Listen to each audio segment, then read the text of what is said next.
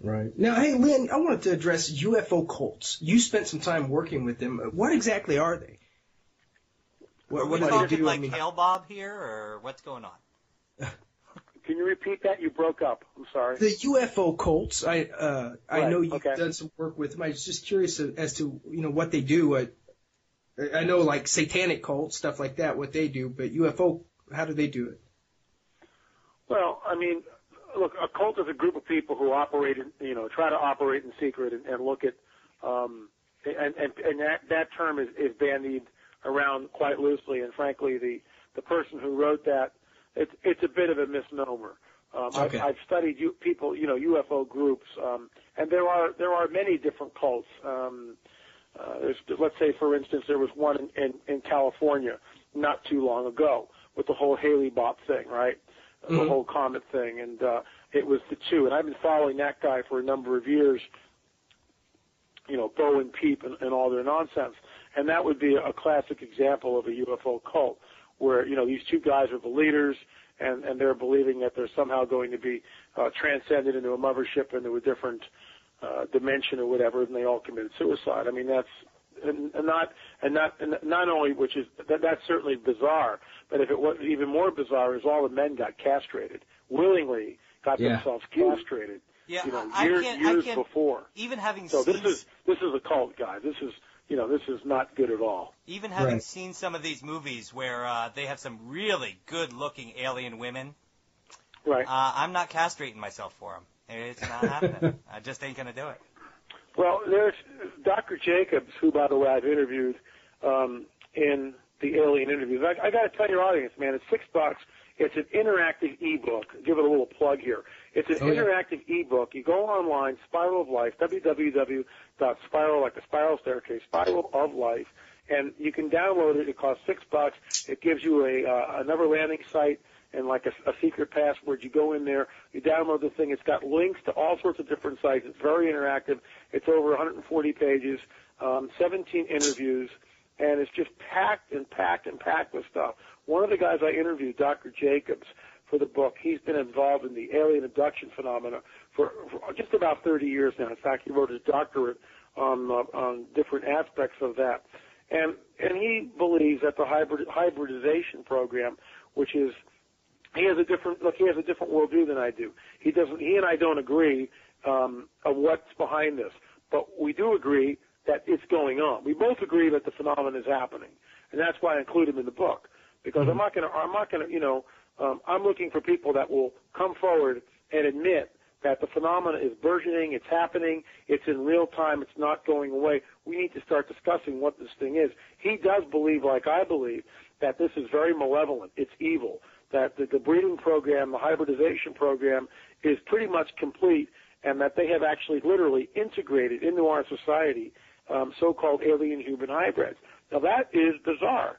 If it's true, if it's true, it's very, very bizarre. And look, I haven't encountered anything like that, not even remotely. But Jacobs believes that it's already happened. Other contactees believe it's already happened. Other abductees believe it's already happened. When you look at Steven Spielberg's movie Taken, granted, it's sci-fi, right? It's the most expensive miniseries ever produced for television a number of years ago. It was only aired on the Sci-Fi. 20 hours long, guys. That's how long this television series is, right? 20 hours long, and it's called Taken. And it basically deals with the breeding program and what is happening.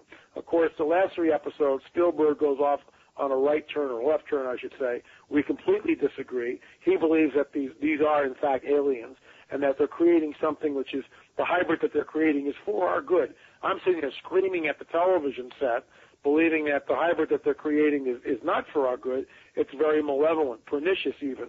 And that Dr. Jacobs basically takes that same take as I do. He doesn't believe that they have our best interest. Now, he doesn't believe that they're fallen angels like I do. That's where we differ.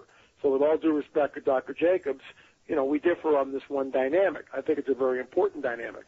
And this, of course, mirrors, when you go back and you read the Book of Enoch, which, by the way, is found in the Dead Sea Scrolls, it amplifies the mischief that these fallen angels got into in and around the time of Genesis 6. which is why it was a global flood, because the Nephilim were on the earth, and these guys were all over the earth. And some of these skeletons that have been on earth, specifically in Turkey, were over 30 feet tall. So these weren't, like we think of David and Goliath, which is the second or maybe third incursion of the fallen angels messing around with the women of earth. Now, I've never heard of these 30-foot tall skeletons. Where were they found? 2 of them were found in Turkey. Really? Yep. That blows my mind. If you after the show, go Google Steve Quayle. Go on his website and check it out.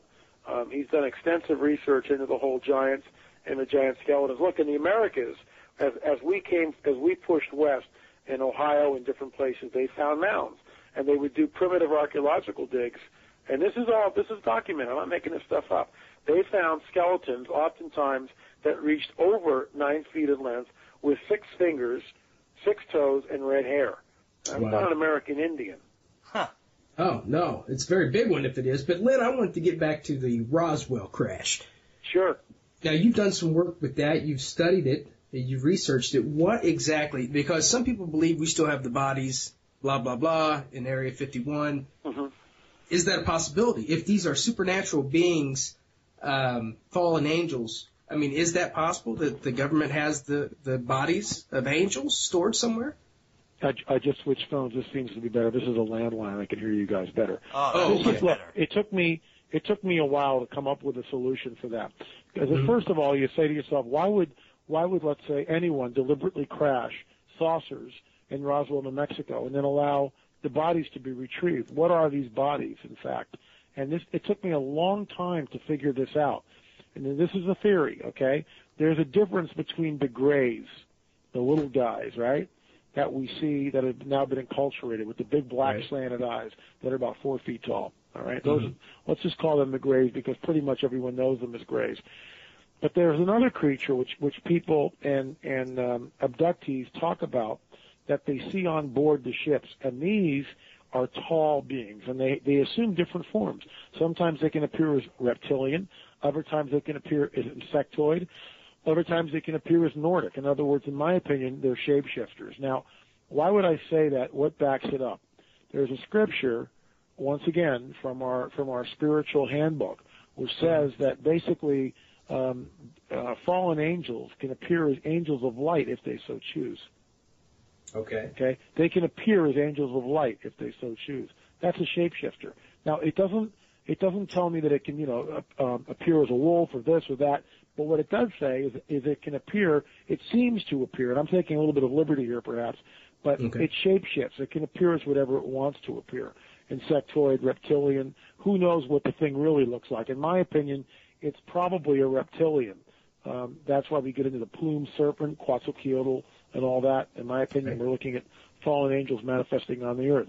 Here's the deal. We know that the spirits of the Nephilim, and let me back up just a little bit.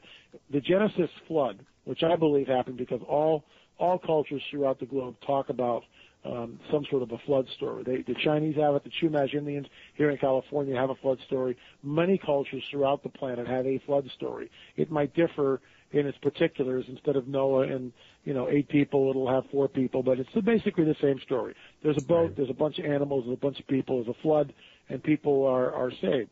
Oftentimes it talks about a race of giants which are here, which is why the flood happens. But I digressed needlessly. So this flood happened, and these Nephilim were on the earth for maybe 400 years, perhaps longer. The Nephilim are the byproduct of the offspring. Here we go back into the breeding program again. This brings us up to present day. But the Nephilim, thousands and thousands of years ago, were the offspring of fallen angels and the women of earth. All right, you can get that from different sources in antiquity. One, the book of Genesis, but also the book of Enoch, which gets into it. Josephus, the first century Jewish historian, also talks about the Nephilim in depth.